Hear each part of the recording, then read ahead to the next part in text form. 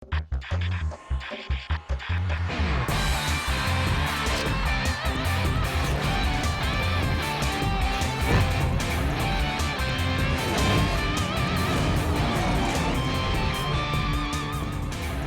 আমন্ত্রণ খেলাধুলা নিয়ে ইন্ডিপেন্ডেন্ট টেলিভিশনে নিয়মিত আয়োজন যত খেলায়, সাথে আছি মোহাম্মদ নাজিম। শুরুতেই জানাবো শিরোনাম।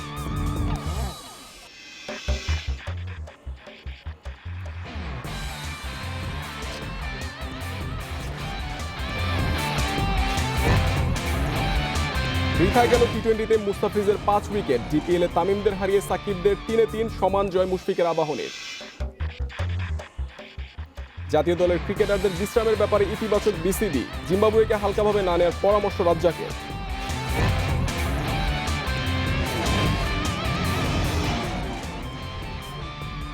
বিশ্বকাপ বাছাইয়ে ভারতের বিপক্ষে জয় চোখ ফুটবল দলের। আফগান ম্যাচ থেকে অনুপ্রেরণা খুঁজছেন ওয়াটকিস।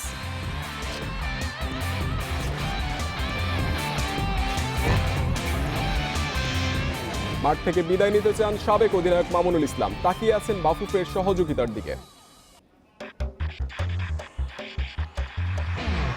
বৃথায় গেছে মুস্তাফিজের 5 উইকেট। ঢাকা প্রিমিয়ার লিগে প্রাইম ব্যাংকে 27 রানে হারিয়ে টানা তৃতীয় জয় মোহামেডানের। সাকিবের দলের দেয়া 150 রানের টার্গেটে 123 রানে থামিয়ে তামিমের দল হারলেও ম্যাচ সেরা হয়েছেন মুস্তাফিজ। ওপেনিং জুটিতে ভালো শুরু পায় মোহামেডান। 50 করেন পারভেজ ইমন, শামসুর ও 33। সাকিবের 20 রানে বড় লক্ষ্যে এগোতে থাকে সাদা কালোরা। পরে মুস্তাফিজের অসাধারণ বোলিংয়ে ম্যাচে ফেরে প্রাইম ব্যাংক। 4 ওভারে 22 রান খরচায় নেন 5 উইকেট। টি-20 ক্যারিয়ারে দ্বিতীয়বার 5 উইকেট শিকার ফিজের। 150 রানের টার্গেটে নেমে ব্যাটিং বিপর্যয়ে পড়ে তামিমের দল। তাসকিন রাহির বোলিং তোপে দাঁড়াতে পারেনি মিডল অর্ডার। এক অঙ্কে কাটা পড়েন 7 ব্যাটসম্যান। তাসকিন ও রাহির শিকার 3টি করে উইকেট।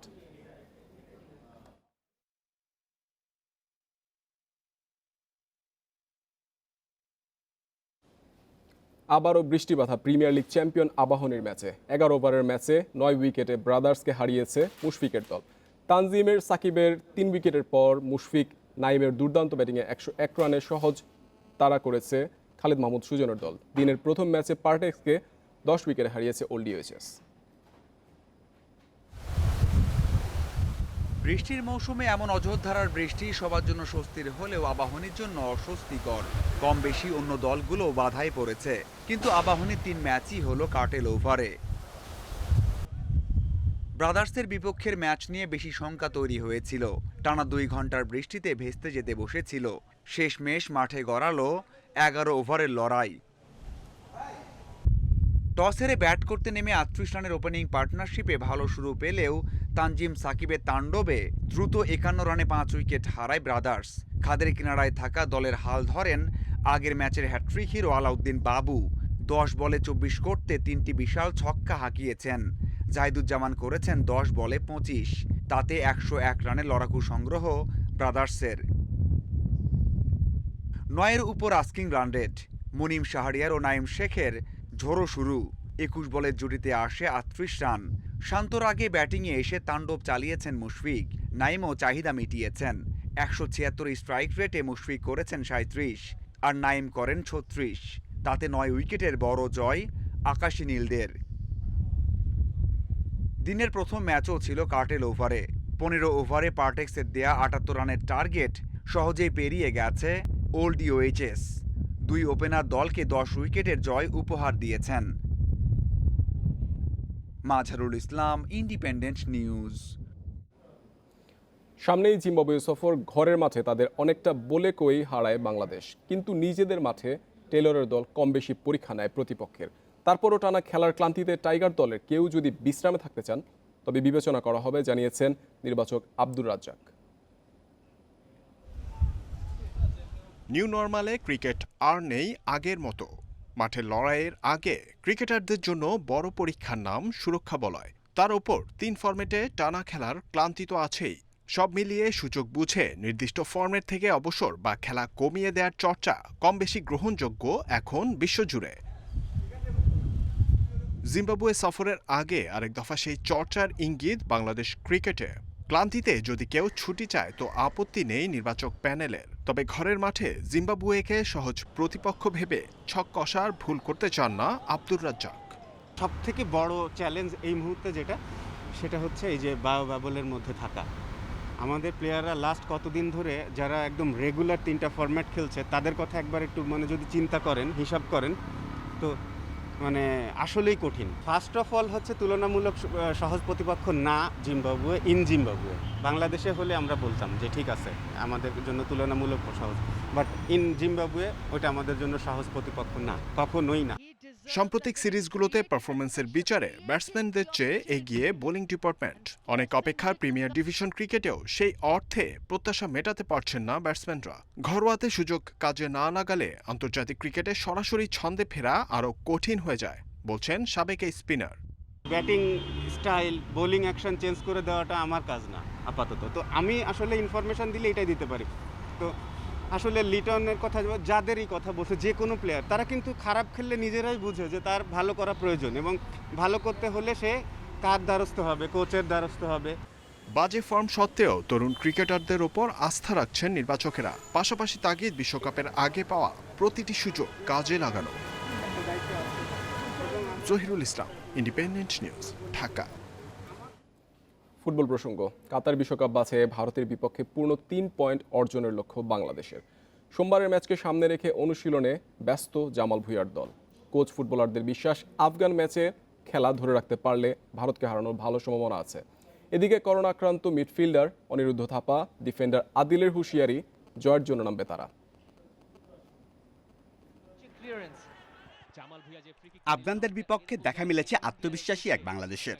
পিছিয়ে পড়েও খেলায় ফেরে বেঙ্গল টাইগাররা, বদলে যাওয়ার ইঙ্গিত দিয়েছে। সামনে এখন ভারত, আগের চেয়েও এই পরীক্ষা বেশি কঠিন। সে লক্ষ্যে তৈরি হচ্ছে জামাল তুপুরা। সকালে জিম ও সুইমিং, আর বিকেলে মাঠের অনুশীলন। ইনজুরিতে পড়া সোহেল রানার জায়গায় ইব্রাহিম আসতে পারেন একাদশে। আর বিশ্বকাপ বাছাইয়ের সর্বকনিষ্ঠ ফুটবলার হিসাবে জায়গা করে নিয়েছেন বসুন্ধরার লেফট ব্যাক রিমন হোসেন। এত অল্প বয়সে আমি ন্যাশনাল টিমে খেলতেছি, এটা আমার জন্য আরো বড় পাওয়া। তো আমি যেন আমার পারফরমেন্সটা ধরে রাখে আমি যেন আরো দীর্ঘদিন ন্যাশনাল টিমে খেলতে পারি। সবাই আমার জন্য দোয়া করবেন এবং আমার টিমের জন্য দোয়া করবেন। আমরা যদি কোনো সিলি মিস্টেক করে থাকি সেটার বিপরীতে আমরা গোল কনসিড করতে পারি। সো আমাদের এই জিনিসটা কনসেন্ট্রেশন করতে হবে বেশি। দলকে নিয়ে কোচদের স্বপ্নের পরিধিও বেড়েছে। জেমির সহকারী স্টুয়ার্ট ওয়াটকিন্স বলছেন, আগের ম্যাচের মতো খেললে ভারতকেও হারানো অসম্ভব নয়। আফগানিস্তানের বিপক্ষে দল খুব ভালো খেলেছে। সোমবার আরো বড় পরীক্ষা আমাদের। ভারত র্যাঙ্কিংয়ে 80 ধাপের মতো এগিয়ে। কলকাতায় ওদের রুখে দিয়েছিলাম, সেই ম্যাচ আমাদের জন্য অনুপ্রেরণা।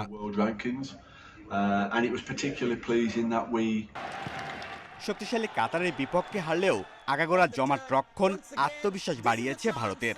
ব্লু টাইগার্স 70 মিনিটেরও বেশি সময় 10 জন নিয়ে খেলেও মাত্র 1 গোল হজম করে। কাতারের বিপক্ষে 1 গোলে হেরেছি, কিন্তু আমরা ভালো খেলেছি। বাংলাদেশের বিপক্ষে গত মৌসুমে দারুণ একটা লড়াই হয়েছিল। এবার জয় পাওয়ার আশা করছি, তবে বাংলাদেশও ভালো উন্নতি করেছে। কাজটা সহজ হবে না। সোমবার কাতারের জসিম বিন হামাদ স্টেডিয়ামে ভারতের মুখোমুখি হবে বাংলাদেশ। বিশ্বকাপ বাছাইয়ের শেষ ম্যাচ 15ই জুন ওমানের বিপক্ষে। Shamim Ahmed, independent news, Dhaka. ভারতের বিপক্ষে ম্যাচ থেকে অবসর নেওয়ার পরিকল্পনা থাকলেও পরিস্থিতির কারণে সম্ভব হয়নি। তবে জাতীয় দলে আরও একবার সুযোগ পেয়ে মাঠ থেকেই বিদায় জানাতে চান মামুনুল ইসলাম। সেজন্য বাফুফে ও হেড কোচ জেমিডের সহযোগিতা চান দেশসেরা মিডফিল্ডার। বিশ্বকাপ বাছাইয়ে ভারতের বিপক্ষে এবার জয়ের আশা মামুনুলের। ক্যারিয়ারে পড়ন্ত বেলা, নতুনের আহ্বানে দলে সুযোগ পাওয়া কঠিন। বুট জোড়া যে এবার তুলে রাখার সময় এসেছে জানা আছে ফুটবলে দুঃসময়ের কাণ্ডারি মামুনুল ইসলামের। পরিকল্পনা ছিল ঘরের মাঠে বিশ্বকাপ বাছাইয়ে ভারতের বিপক্ষে ম্যাচটি খেলে আনুষ্ঠানিক বিদায় বলবেন। পরিস্থিতির কারণে সেই ম্যাচের ভেন্যু এখন কাতার। বয়স আর ফিটনেস বিবেচনায় মামুনুলও নেই দলের সাথে। তা নিয়ে আক্ষেপ নেই, বরং দলের জন্য জানালেন শুভকামনা। জয় নিয়ে এসে দেশকে একটা জয় দেখানো এবং বাংলাদেশের ফুটবলকে আবার আরেকটা ভালো জায়গায় নিয়ে যাওয়ার মাইন্ডসেট করে সিদ্ধান্ত নিয়েছে যে ন্যাশনাল টিম থেকে রিটায়ারমেন্ট নেব, বাট এটা হচ্ছে না। এই এখন যেটা ওয়ার্ল্ড কাপ কোয়ালিফাইং, এগুলো খুবই ইম্পর্টেন্ট ম্যাচ। এখানে এখন এই সময়টা আমার জন্য না। কোচ জানে, জেমিডে জানে আমার সব ইনফরমেশনগুলো, আমি কখন রিটায়ারমেন্ট যাব। লাল সবুজ জার্সি গায়ে 15টি বছর দাপিয়ে বেরিয়েছেন মাঠের এ প্রান্ত থেকে ও প্রান্তে। কঠিন সময় দলকে নেতৃত্ব দিয়েছেন। তার খেলা দেখা দেশি বিদেশি কোচরা এদেশের সেরা মিডফিল্ডার হিসেবে মানেন। মাঠ থেকে অবসর নেওয়ার ভাবনা এখনও আছে মামুনুলের, সহযোগিতা চান ফেডারেশনের। 15 ইয়ার্স ন্যাশনাল টিমে সার্ভিস দেওয়া, দেশের জন্য খেলা, দেশকে সার্ভিস দেওয়া মাস্ট বি একটা জিনিস আমি আবদার করতে পারি। আমরা প্লেয়াররা এটাই চাই যেন আমরা সুন্দরভাবে বিদায়টা নিতে পারি এবং সুযোগটা জানি হয়। তবে ফেডারেশনকে আমার চিঠি দিতে হবে, দেন প্রেসিডেন্ট জানবে, ম্যানেজমেন্ট কমিটির চেয়ারম্যান জানবে, তারা তখন সিদ্ধান্তটা নেবে। ক্যারিয়ারে অপূর্ণতা সাফের ট্রফি ছুঁয়ে না দেখা। আগামী সেপ্টেম্বরে ঢাকায় বঙ্গবন্ধু সাফে সেই আক্ষেপ ঘুচানোর সুযোগ। বাংলার ফুটবলের কিংবদন্তি মামুনুল কি পাবেন আরেকটা সুযোগ? Abidur Rahman, independent news, Dhaka. Euro চ্যাম্পিয়নশিপের বাকি আর 6 দিন। ফিফা বিশ্বকাপের পর ফুটবলের সবচেয়ে বড় আসর এই টুর্নামেন্ট। ফিফা র্যাঙ্কিংয়ের শীর্ষে থাকা বেলজিয়াম রয়েছে গ্রুপ বিতে। তাদের কাজটা সহজই হওয়ার কথা, কারণ গ্রুপের অন্য 3 দল ডেনমার্ক, ফিনল্যান্ড ও রাশিয়া শক্তিমত্তায় বেলজিয়ানদের যে পিছিয়ে। গেল বিশ্বকাপে বেলজিয়াম যে দুরন্ত আর আনন্দময় ফুটবল উপহার দিয়েছে তা সহজে ভুলে যাবার নয়।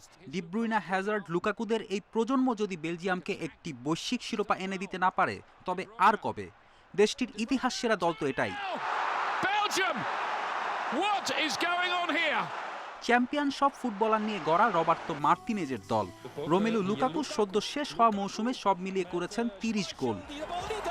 ডি ব্রুইনাকে তো এই সময় ইউরোপের সেরা মিডফিল্ডার বলাই যায়। রিয়াল বার্সাকে টপকে আতলেতিকো মাদ্রিদের লা লিগা জয়ের অন্যতম নায়ক উইংব্যাক ইয়ানিক ফেরেইরা কারাস্কো। তবে দলের দুই প্রাণভোমরা হ্যাজার্ড আর ডি ব্রুইনা এখনো ফিট না হয় দুশ্চিন্তায় কোচ।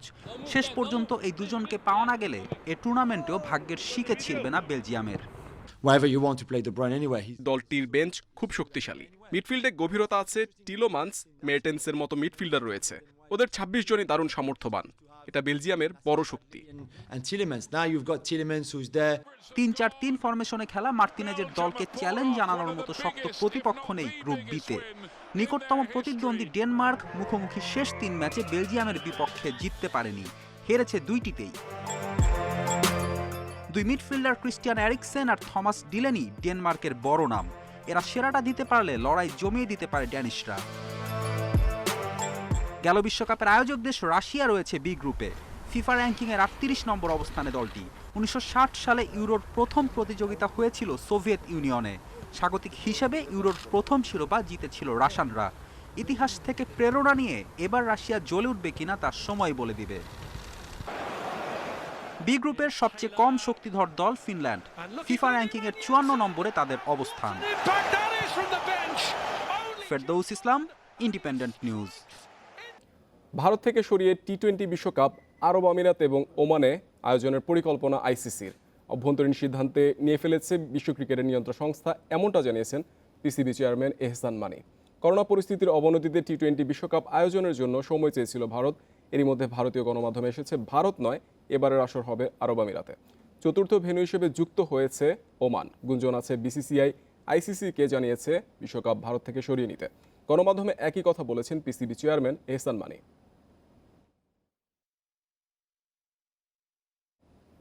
টেনিসের খবর। ফ্রেঞ্চ ওপেনের চতুর্থ রাউন্ডে Rafael Nadal, Novak জোকোভিচ, Stefano Tsitsipas. নারী এককে জয় পেয়েছে ইগা সোয়াতেক, সোফিয়া কেনিন। ছিটকে গেছেন এলিনা ভিতোলিনা। রোলাগারে দাপট ধরে রেখেছেন রান্দাল, রাত পাত্তাই পাননি অবাছাই ক্যামেরুন নড়ি। সরাসরি সেটে জেতেন কিং অফ ক্লে কোর্ট। এদিকে সহজে জয় পেয়েছেন জোকোভিচ, বেরাঙ্কিসকে 6-1, 6-4, 6 গেমে হারান ওয়ার্ল্ড নাম্বার 1। জয় পেয়েছেন 5 নম্বর বাছাই সিসিপাস। এদিকে নারী এককের চতুর্থ রাউন্ডে ইগা সোয়াতেক, সোফিয়া কেনিন ও সেরিনা উইলিয়ামস জয় পেয়েছে। তৃতীয় রাউন্ডে অঘটনের শিকার 5 নম্বর বাছাই ভিতোলিনা।